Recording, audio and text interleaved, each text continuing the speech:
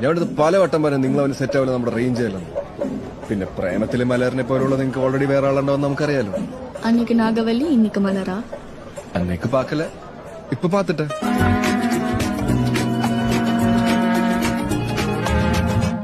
കണ്ട് കണ്ട് പൂച്ചണ്ട് തേൻ വണ്ടി പോലെ വന്ന് നിന്ന് മണ്ണ് മണ്ട് ഒന്ന് നിന്ന് മലരമ്പ് കൊണ്ട്